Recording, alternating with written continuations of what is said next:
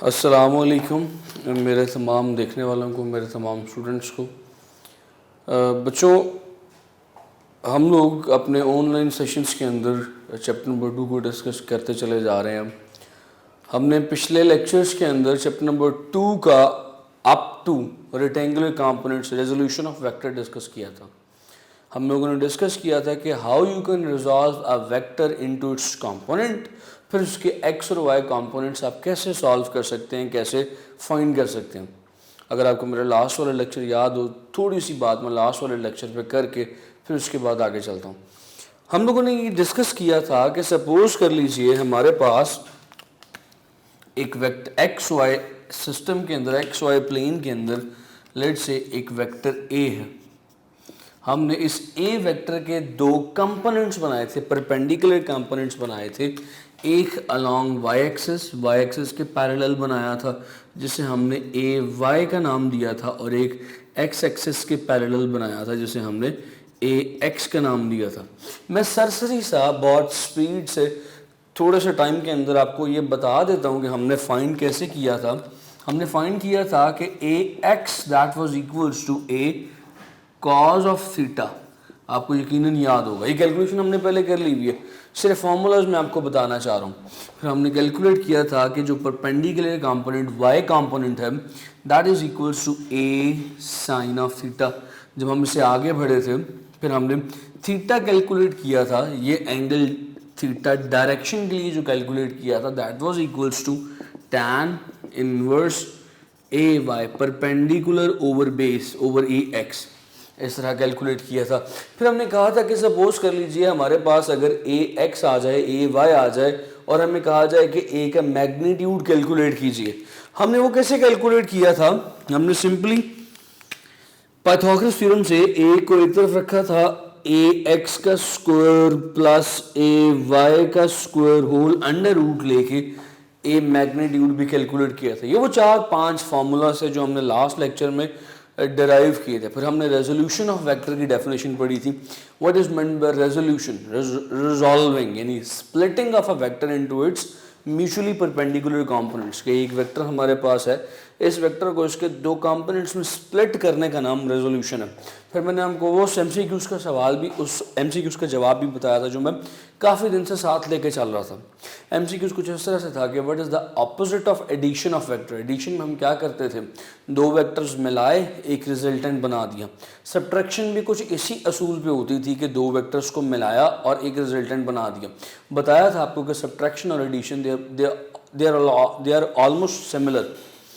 तो फिर सवाल ये था कि एडिशन का अपोजिट क्या है, तो वहाँ पे हमने देखा था कि एडिशन का अपोजिट ये रेजोल्यूशन ऑफ वेक्टर है। रेजोल्यूशन में हम एक वेक्टर को स्प्लिट करके दो में कन्वर्ट कर देते हैं, जबकि एडिशन में दो को मिला के एक बना देते हैं। सो हमने ये कॉन्सेप्ट्स लास्ट टाइम डिस्कस किए थे। आज मैं यहाँ से ही आगे आपको लेके चलूँगा। आज का टॉपिक जो हम पढ़ने वाले हैं that is very much important. Long question के लिए इस चैप्टर के इम्पॉर्टेंट तरीन टॉपिक्स में से एक टॉपिक है। The topic is something like this, कुछ इस तरह का टॉपिक है।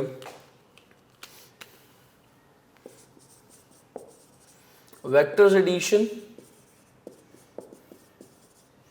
Bye rectangular components. हेडिंग को ही मुझे भी आपको जरा समझाना, आपकी तवज्जो मुझे मुकम्मल तौर पर चाहिए, क्योंकि आज का टॉपिक इस तरह का टॉपिक नहीं कि जिसे आप नॉन सीरियसली सुन लेंगे और समझ में आ जाएगा। आज के टॉपिक में आपने मुकम्मल तौर पर तवज्जो मेरी तरफ रखनी है। अपने खिड़कियाँ दरवाजे बंद कर लें, हैंड फ्रीज कानों में ज़रा घुसा के लगा लें, यानी कि घर में बनने वाले पकौड़ों की खुशबू आपको ना आए, सिर्फ मेरी आवाज़ आप तक आए। आपकी तवज्जो मुकम्मल तौर पर मेरी तरफ होनी चाहिए।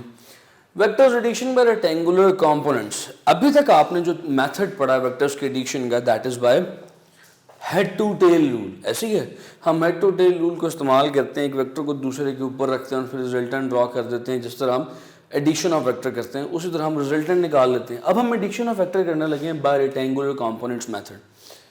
अभी आप सुनते जाइएगा, साथ साथ जो मैं आपको बताता जा रहा हूँ, with the passage of time आपको चीज़ें समझ आनी शुरू हो जाएंगी। This topic is little bit critical. हमने अब वेक्टर्स को ऐड करना है एक नए मेथड से, एक नई टेक्निक से, that is by rectangular components method. Rectangular components की मदद से हमने अब एक वेक्टर को ऐड करना। ये वेक्टर, ये वाला सवाल अगर बोर्ड में आता तो आप सॉल्व कैसे करेंगे, मैं आपको वो चीज़ भी सिखाऊंगा, अभी साथ साथ मेरे ज़रा समझते जाइएगा। सपोज कर लीजिए आपके पास एक्स वाई प्लेन के अंदर दो वेक्टर्स मौजूद हैं। सपोज कर लीजिए ये आपका एक्स वाई प्लेन है, इसमें एक वेक्टर मौजूद है आपके पास, this one, this is vector A, ये वेक्टर ए है, this is point O, this is point let say N, ये पॉइंट एन है, मैं इसको नाम किसी और कलर से दे देता हूँ ताकि ज़रा ये स्पेसिफाई हो जाए। This is point O, this is point N. इसी तरह मेरे पास एक और वेक्टर है, vector B, this is vector B, ये अगर पॉइंट ओ है तो this one is point M. अब ये दो वेक्टर्स हैं, मुझे कहा जा रहा है इन्हें ऐड करें। मैंने जो तरीका अभी तक पढ़ा मैंने ऐड करने का, that is simple head to tail rule. मैं हेड टू टेल रूल के मुताबिक इस वेक्टर बी को उठाऊंगा, इस ए के ऊपर रख दूंगा, क्योंकि मैं जानता हूं जब वेक्टर्स को ऐड करना है by using head to tail rule तो आपको पता है सेकंड वेक्टर की टेल को पहले के हेड के साथ जोड़ना। पॉइंट समझ रहे हैं मेरा? तो मैंने अब यहाँ पे यही काम करना है कि इस वेक्टर बी को उठाना है और ए के ऊपर ए के हेड पे प्लेस कर देना है, so that they both vectors are added using head to tail rule. करके देखते हैं। इस वेक्टर बी को यहाँ से उठाया और बिल्कुल यहाँ पे ड्रॉ कर दिया। ये वेक्टर बी है, having same magnitude and same direction. I hope so the direction is same. थोड़ी सी सेम नहीं है तो मैं उसे, बिकॉज हाथ से ड्रॉ कर रहा हूँ, थोड़ी सी प्रिसीजन ख़राब हो जाती है समटाइम्स। मैंने ये वेक्टर बी इसके ऊपर ड्रॉ कर दिया। दिस इज वेक्टर बी, इसको यहाँ से उठाया ए के ऊपर रख दिया। तो अब ये ए और B by using head to tail rule add हो चुके हैं। ज़ाहिर जब ये ऐड हो गए तो रिजल्टेंट भी आएगा। रिजल्टेंट कैसे आएगा? रिजल्टेंट कैसे आएगा जनाब? आप रिजल्टेंट के लिए पहले की टेल से रिजल्टेंट की टेल को जोड़ेंगे और फाइनल के हेड, आखिरी के हेड से रिजल्टेंट के हेड को जोड़ेंगे। तो एक डॉटेड लाइन मैंने ड्रॉ कर दी। जो डॉटेड लाइन मैंने ड्रॉ की है, this blue dotted line is actually the resultant R which is equals to A plus B. क्या ख्याल है बच्चों? डायग्राम सर विजिबल है, क्लियर है? डायग्राम में कोई इशू तो नहीं बच्चों? Diagram is zoom, okay fine. अच्छा बच्चों, हमारे पास this is A, this is B. मैंने कहा कि ये जो नया पॉइंट था, दिस इज पॉइंट पी, इसे पॉइंट पी कह दिया मैंने। ये जो डॉटेड लाइन है ये मेरे पास रिजल्टेंट की लाइन है। अब अपने इस सवाल को लिखना कैसे शुरू कर रहे हैं बच्चों? इस सवाल को अटेम्प्ट कैसे करेंगे? You will write down with some words. आप अपना जो लॉन्ग क्वेश्चन है वो कुछ एक्सप्लेनेशन के साथ स्टार्ट करेंगे। Consider the two vectors A and B. इस तरह जो आपकी किताब में इस टॉपिक की पहली चंद लाइनें लिखी हुई हैं वो लाइनें आप इसके स्टार्ट में लिखेंगे। उसके फ़ौरन बाद you will draw this diagram. आप उसके फ़ौरन बाद इस डायग्राम को ड्रॉ करेंगे। डायग्राम को ड्रॉ करने के बाद आगे जो जो मैं करता जा रहा हूँ आपने वही काम करते चले जाना। अब आप ये जानते हैं, अब आप ये बात बखूबी जानते हैं कि जो वेक्टर आर है वो कैसे आया वेक्टर ए और वेक्टर बी को ऐड करने के बाद। So let me write this equation. अगर मैं इस इक्वेशन को लिखूँ कि ये जो वेक्टर आर है, this R is equals to vector A plus B, तो ये बात गलत नहीं होगी क्योंकि ए और बी आर के दो कंपोनेंट्स हैं। मेरी बात समझ में आ रही है ना? हमारा क्वेश्चन ये था कि vectors addition by rectangular components method. हमने अभी तक रेक्टेंगुलर कंपोनेंट्स की तो कोई बात ही नहीं की। So now what we are going to do, we are going to add A and B with the help of rectangular components to get resultant. हमने अब रिजल्टेंट तक पहुंचना है, रिजल्टेंट को फाइंड करना है ए और बी के रेक्टेंगुलर कंपोनेंट्स की मदद से। तो जरा आप तवज्जो मेरी तरफ मुकम्मल तौर पे कर लीजिएगा। मैं ए को उसके कंपोनेंट्स में रिजॉल्व करने लगा हूं। दिस वाज पॉइंट एन, इसे जरा ऊपर लिख देते हैं। ए के कंपोनेंट्स बनाएं। ये ए का परपेंडिकुलर कंपोनेंट बन गया, अगर आपको डायग्राम नजर आ रही है तो। This one is the perpendicular component of A और this one is the horizontal या बेस कंपोनेंट। इसे मैं ए एक्स कह देता हूं, इसे ए वाई कह देता हूं। इसी तरह बी के भी कंपोनेंट्स बना लेते हैं। बी के लिए बच्चों यहां से शुरू होगा क्योंकि बी इधर है। बी का ये बन गया एक perpendicular component this is B Y, क्या ख्याल है? और ये बन गया बी का एक हॉरिजॉन्टल कंपोनेंट, इसे कह दिया बी एक्स। बी का नाम मैंने मिटाया था, उसे मैं अंदर लिख देता हूं। ये तो मेरे पास दोनों कंपोनेंट्स ए के भी एक्स वाई आ गए और बी के भी एक्स वाई आ गए। पहला काम हमने ये किया, तो हम जो काम कर रहे हैं उन्हें जरा वर्ड्स की फॉर्म में, स्टेप्स की फॉर्म में यहां पे लिख भी देते हैं। यहां पे मैं साथ साथ लिखता चला जाता हूं कि मैं स्टेप्स क्या क्या कर रहा हूं। स्टेप्स क्या है जी इस मेथड के? सबसे पहले स्टेप क्या है, मैं यहां पे लिख देता हूं, the first step is finding all x and y components. पहले स्टेप में हमने क्या किया, x और y कंपोनेंट्स सारे फाइंड कर लिए, a का भी फाइंड कर लिया, b का भी फाइंड कर लिया, r का भी कर लें। r यहां पे खत्म हो रहा है, तो r का y कंपोनेंट यहां से शुरू होगा, this one is R Y. और r का x कंपोनेंट क्या ख्याल है, ये सारा यहां तक r का x कंपोनेंट है, this one is x component, this one is r का y कंपोनेंट। बच्चों थोड़ी सी जरा आपकी तवज्जो चाहिए, मैं यहां पे एक बड़ी अहम बात को एक्सप्लेन करना चाह रहा हूं। अगर आप देखें तो this one is R X, यहां से लेके, मैं इसको सेपरेटली ड्रॉ करता हूं, यहां से लेके यहां तक जो कंपोनेंट है दैट इज आर एक्स। अगर आप गौर करें तो आर एक्स किसके इक्वल है, this one is A X and this one is B X. अगर आप गौर करें तो R X is equal to A x plus B X. क्या ख्याल है, बात समझ में आती है वाली? So let's calculate the X component of R. R X किसके इक्वल निकला बच्चों, R X was equals to A x plus B x. इसी तरह, बिल्कुल इसी तरह, ये सारे का सारा मैं यहां पर ड्रॉ करता हूं, ये सारे का सारा यहां से यहां तक, this one is R Y, किसके इक्वल है जनाब, ये ए वाई था और ये इसके ऊपर वाला ये सारा बी वाई है। तो अगर आप गौर करेंगे जो सारा आर वाई है that is equal to A Y plus B Y. तो आर वाई किसके इक्वल आया, A Y plus B Y के इक्वल आया। सो मैंने देखिए मैंने किया क्या, मैंने किया ये, पहले ए और बी के एक्स और वाई कंपोनेंट्स निकाले, उसके बाद उन्हीं एक्स और वाई कंपोनेंट्स को ऐड करके मैंने रिजल्टेंट के एक्स और वाई कंपोनेंट्स बना लिए। रिजल्टेंट का एक्स कंपोनेंट कैसे आया, ए और बी के एक्स कंपोनेंट्स को ऐड करके। रिजल्टेंट का वाई कंपोनेंट कैसे आया, ए और बी के वाई कंपोनेंट्स को ऐड करके। सो सेकंड स्टेप मेरा क्या होगा, मैंने क्या किया, मैं इसी बात को यहां पे लिख देता हूं, मैंने क्या किया, finding R X and R Y by adding x and y components of vector respectively।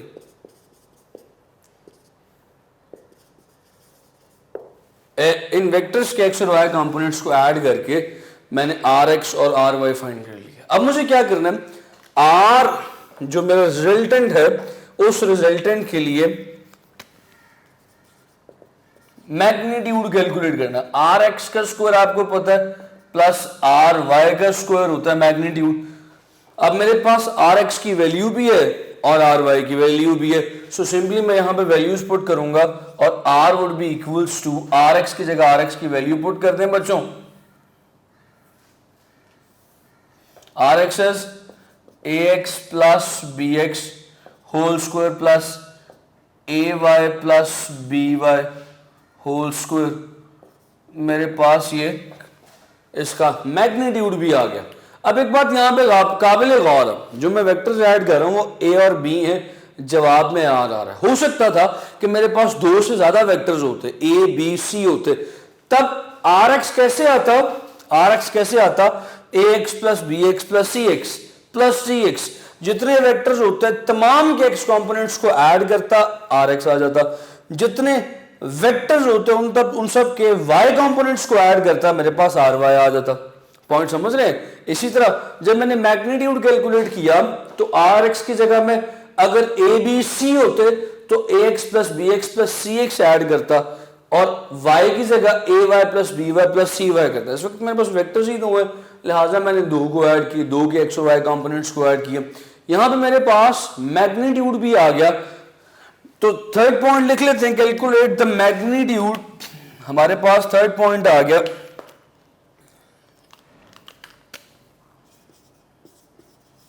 Calculate the magnitude. Mag is the short form of magnitude, magnitude of resultant। ले जी हमारा थर्ड पॉइंट भी हो गया, हमने 3 पॉइंट सॉल्व कर लिए। अगले point पे चलते हैं। आपको पता अगला पॉइंट क्या है, third point is to find the direction. अब हमने अगला काम क्या करना है, डायरेक्शन कैलकुलेट करनी है, डायरेक्शन फाइंड करनी है। डायरेक्शन के लिए फॉर्मूला आपको पता है tan इनवर्स का। मैं यहां पे थीटा की बजाय फाई लिख देता हूं। Phi is equals to tan inverse, आपको पता है R Y perpendicular over R X होता। अगर मैं यहां पे भी वैल्यूज पुट कर लूं तो फॉर्मूला बन जाएगा theta is equals to phi is equals to tan inverse R y की जगह आर वाई की value A Y plus B y over A x plus B x. इसी तरह वेक्टर अगर ज्यादा होते तो तमाम को ऐड करता और मैं यहाँ पे डायरेक्शन भी निकाल लेता। लेकिन जी बच्चों ये तो सारा काम आपने कर लिया। चौथा पॉइंट वहां पर लिख देते हैं, the fourth point is finding the direction. बच्चों अब आई है असल problem.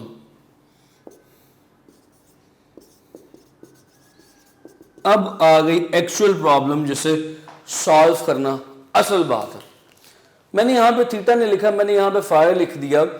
Phi is the angle that you are calculating with the help of tan inverse formula. याद रखिएगा बच्चों, मैं थोड़ी सी पिछली बात को अब यहां पे कोरिलेट करूंगा। इस tan इनवर्स के फार्मूला से जो एंगल आपके पास आएगा वो फ्रॉम नियरेस्ट एक्स एक्सिस आएगा।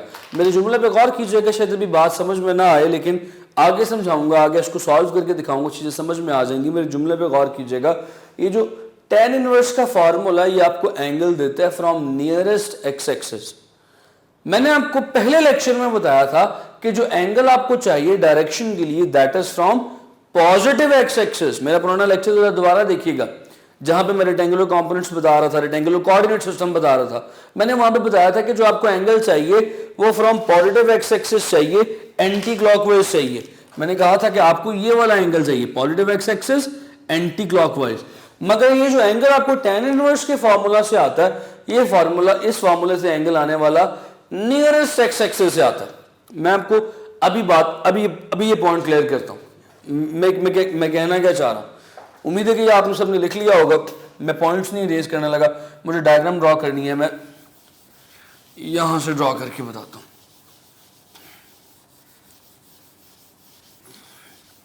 सपोज कीजिए कि हो सकता है, what I am trying to say is, हो सकता है कि आपका वेक्टर पहले क्वाड्रेंट में ना हो। Do you know how many quadrants are there? There are basically 4 quadrants, first, second, this one is third and this one is fourth. हो सकता है कि आपका वेक्टर पहले क्वाड्रेंट में ना हो, आपका वेक्टर सेकंड क्वाड्रेंट में हो। यहां पे आपका vector in the second quadrant, ये आपका वेक्टर आर है।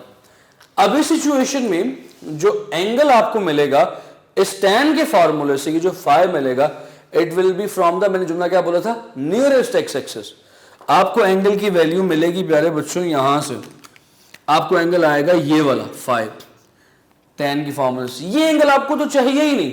मैंने क्या कहा था, आपको कौन सा एंगल चाहिए? From positive x axis. Let me draw it with black. आपको चाहिए angle from positive x axis anti clockwise. आपको तो ये एंगल चाहिए, मैं इसे थीटा कह देता हूं, आपको थीटा चाहिए। tan का फॉर्मूला आपको दे रहा है phi. How can you calculate this theta? आप थीटा तक कैसे पहुंचेंगे? अगर आपका सेकंड क्वाड्रेंट में, तो मुझे अब ये साइड जरा मिटानी पड़ेगी क्योंकि मैं क्वाड्रेंट वाइज आपको बताने लगा हूं। कि हर क्वाड्रेंट में एंगल कैसे फाइंड किया जाता है। शुरू में करता हूं सेकंड क्वाड्रेंट से। फर्स्ट क्वाड्रेंट में क्या कहानी है उसको आपको बाद में बताऊंगा। फॉर सेकंड क्वाड्रेंट बच्चों,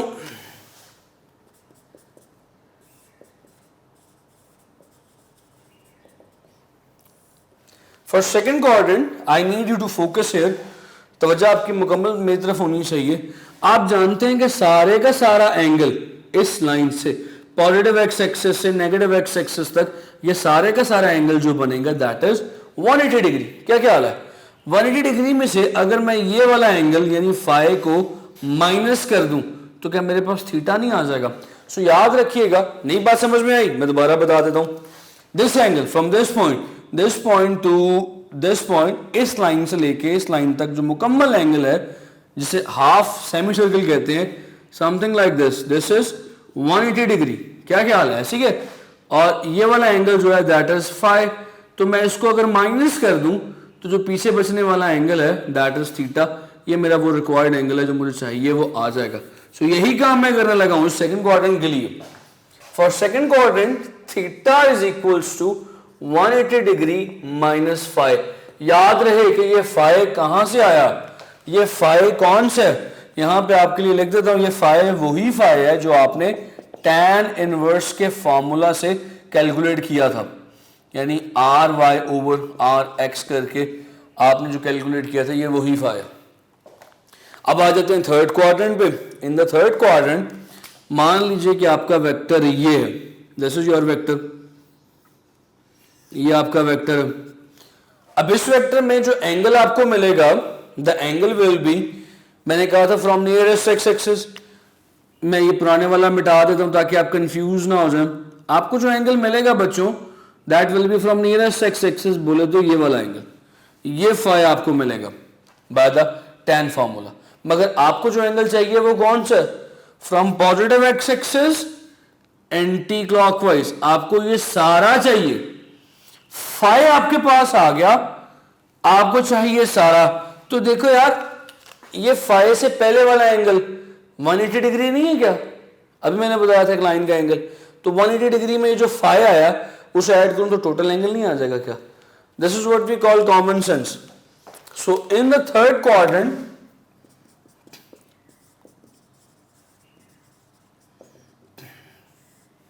थर्ड क्वाड्रेंट में बच्चों,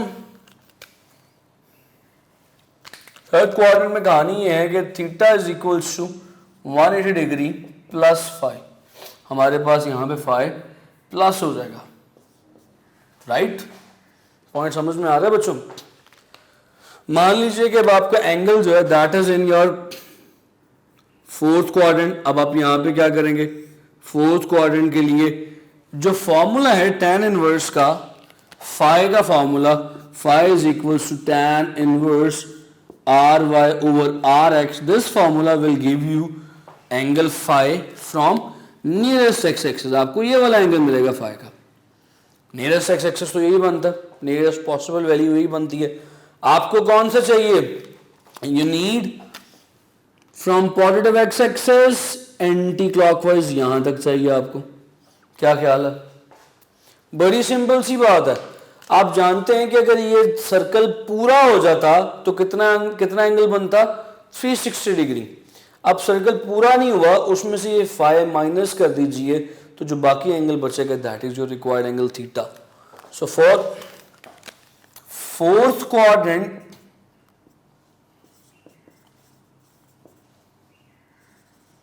फोर्थ क्वाड्रेंट के लिए बच्चों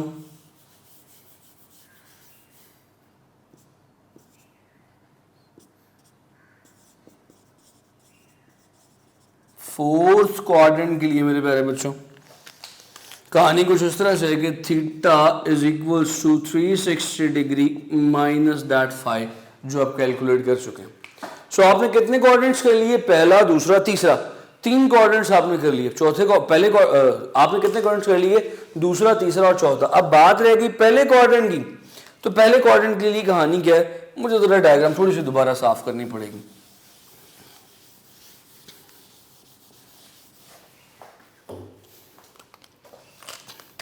सपोज कर लीजिए ये वही एक्स वाई प्लेन है। This is your first quadrant, ये आपका फर्स्ट क्वाड्रेंट है और ये रहा आपका वो वेक्टर।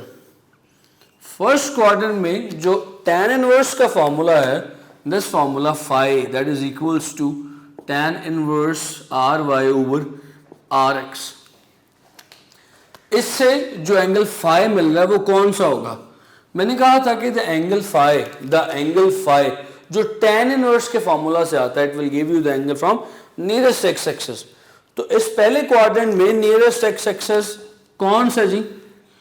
नियरेस्ट एक्स एक्सिस वही है जो हमें रिक्वायर्ड है। एंगल भी कौन सा बन रहा है? Anti clockwise.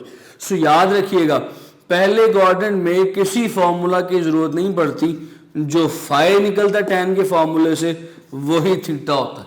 यानी अगर वेक्टर पहले क्वाड्रेंट में हो तो हमें जरूरत नहीं पड़ती कि हमने कौन सा फार्मूला लगाना है, फर्स्ट का, सेकंड का, थर्ड का, फोर्थ का। जो tan के फॉर्मूले से रिजल्ट निकल आया वही आपका एक्चुअल एंगल है। सो याद रखिएगा in the case of first quadrant, पहले क्वाड्रेंट के केस में your theta is actually the phi जो आप कैलकुलेट कर रहे हैं। No need to do separate calculation. So ये आपका चौथा पॉइंट भी होगा, then you have to find the direction. आपने क्वाड्रेंट को देखते हुए डायरेक्शन को फाइंड करना है। अब यकीनन आपके जहन में सवाल ये आ रहा होगा, सर आपने इतनी लंबी कहानी हमें सुना दी है कि पहले क्वाड्रेंट में हो तो क्या तरीका है, दूसरे में हो तो क्या तरीका है, थर्ड क्वाड्रेंट में हो तो कौन सा फॉर्मूला लगाना है। लेकिन प्रॉब्लम ये कि सर हमें पता कैसे चलेगा कि वेक्टर कौन से क्वाड्रेंट में है? यहां तक आपका लॉन्ग क्वेश्चन तो कंप्लीट हो गया।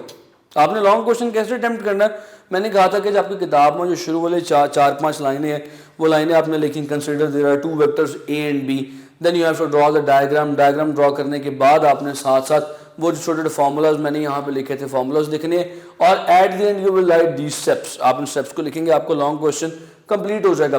फिर आप एंड पे ये जो क्वाड्रेंट्स हैं ये क्वाड्रेंट्स बता देंगे फर्स्ट क्वाड्रेंट में। चौथा पॉइंट लिखने के बाद फाइंडिंग द डायरेक्शन, ये पॉइंट लिखने के बाद you will right the steps for every quadrant कि फर्स्ट क्वाड्रेंट में एंगल कैसे कैलकुलेट करना, सेकंड में कैसे, थर्ड में कैसे, फोर्थ में कैसे। अच्छा अब मैं आता हूं आपकी प्रैक्टिस की तरफ कि आपको पता कैसे चलेगा कि वेक्टर है किस क्वाड्रेंट में।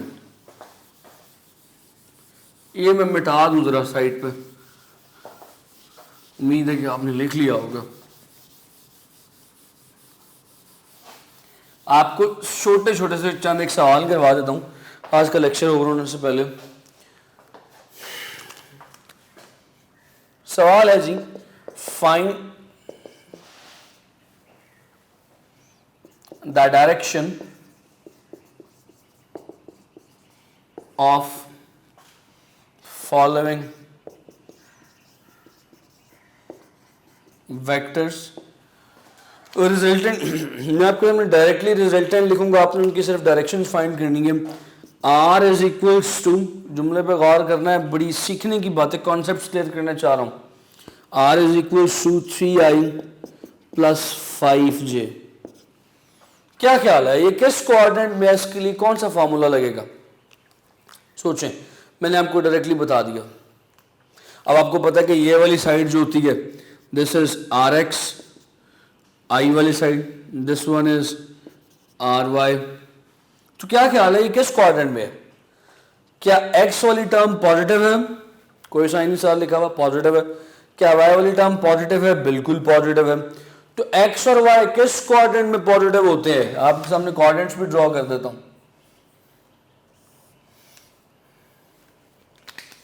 यहां पे एक्स पॉजिटिव, वाई पॉजिटिव।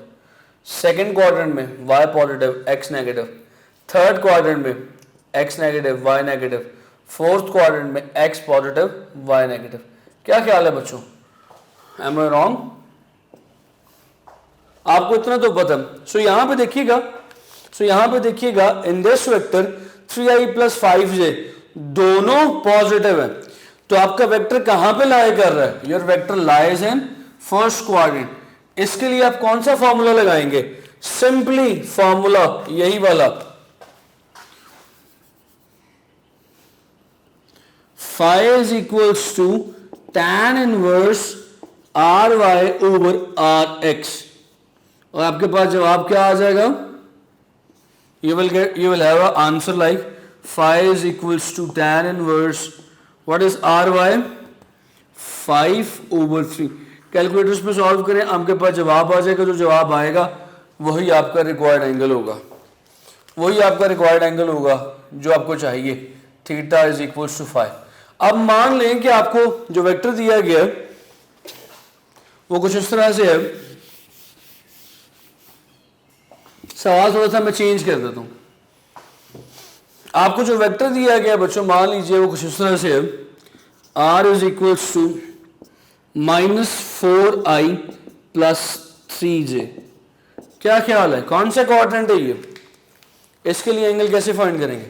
पहले वाला पता है आपको rx, ये है ry पॉजिटिव है, y कंपोनेंट पॉजिटिव है, x कंपोनेंट नेगेटिव है। जरा देखें क्वाड्रेंट्स के अंदर, यहाँ पर उम्मीद आपको नजर आ रहा होगा। In second quadrant what happens here, क्या होता है सेकंड क्वाड्रेंट में? x negative, y positive. तो आपका वेक्टर असल में कहां पे है? Your vector is in second quadrant. तो सेकंड क्वाड्रेंट के लिए फॉर्मूला क्या था? सेकंड क्वाड्रेंट के लिए फॉर्मूला था theta is equals to 180 degree -5। तो पहले करो फाइ फाइंड। फाइ कैसे करोगे? Phi is equals to tan inverse R Y over R X. जो वैल्यू फाइ की निकलेगी उस वैल्यू को 180 में से माइनस करोगे तो फिर आपके पास थीटा की वैल्यू आ जाएगी। So in the second quadrant your angle theta is equals to 180 degree -5। उम्मीद है समझ में आ गया होगा। इसी तरह अगर ये दोनों कंपोनेंट्स नेगेटिव होते, x भी नेगेटिव y भी नेगेटिव, तो आपको पता है आपका वेक्टर थर्ड क्वाड्रेंट में होता। थर्ड क्वाड्रेंट के लिए आप थर्ड क्वाड्रेंट का फॉर्मूला लगाते। क्या था फॉर्मूला जनाब? दोबारा यहां पे लिख देता हूं, थीटा इज इक्वल्स टू, आपका रिवाइज हो जाएगा, 180 डिग्री प्लस 5 जो भी आता फाइंड करते उसे 180 डिग्री में ऐड कर देते। फिर चलता हूं जरा फोर्थ क्वाड्रेंट की तरफ। फोर्थ क्वाड्रेंट की पहचान क्या है? ये x पॉजिटिव होगा, y नेगेटिव होगा। एंगल कैसे आएगा? बता चुका था आपको कि जो फाइ फाइंड करते थीटा इज इक्वल टू 360 -5, उस फाइ को 360 डिग्री में से माइनस कर देते हैं। सो लीजिए बच्चों, आपका ये हो गया फुल फ्लेज लॉन्ग क्वेश्चन। दोबारा से एक दफ़ा बता देता हूँ आपने इसे अटैम्प्ट कैसे करना है। इंपॉर्टेंट बहुत है इसलिए इसके ऊपर टाइम लगा रहा हूँ। आपने इसे अटैम्प्ट कैसे करना है, how you will attempt it. सबसे पहले आप इसकी डिस्क्रिप्शन देंगे जो आपकी किताब में, मैं किताब से आपको बता भी देता हूँ। ऑन पेज नंबर 28, आपकी किताब का जो पेज नंबर 28 है उसकी पहली चंद लाइनें, let A and B are the two vectors which are represented by two directed line O M and O N. ये पहला पैराग्राफ लिखने के बाद आप डायग्राम ड्रॉ करेंगे। जो डायग्राम आपकी फिगर 2.9 है, जो मैंने भी यहाँ पे भी ड्रॉ की थी, वो फिगर ड्रॉ करने के बाद you will write all those equations which I have written. जो मैंने इक्वेशंस यहाँ पे लिखी थी, आप लेक्चर को रिवाइंड करके देख सकते हैं। r is equals to R X plus R Y, और फिर मैंने फार्मूला जो यहाँ पे फाइंड किए थे कि आर एक्स क्या है, आर वाई क्या है, R X is equal to X plus B X, R Y is equal to A Y plus B Y, फिर थीटा का फार्मूला, फिर मैग्नीट्यूड का फार्मूला। वो सारी क्वेश्चंस लिखने के बाद फिर आप क्या करेंगे, you will come to the book on page number 29। आप किताब के पेज नंबर 29 पे आएंगे। You can see the steps here. आपको 5 स्टेप्स लिखे नजर आ रहे होंगे।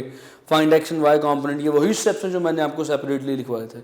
इक्वेशंस लिखने के बाद आप ये 5 स्टेप्स लिखेंगे और 5वें स्टेप में डायरेक्शन की बात की जा रही है।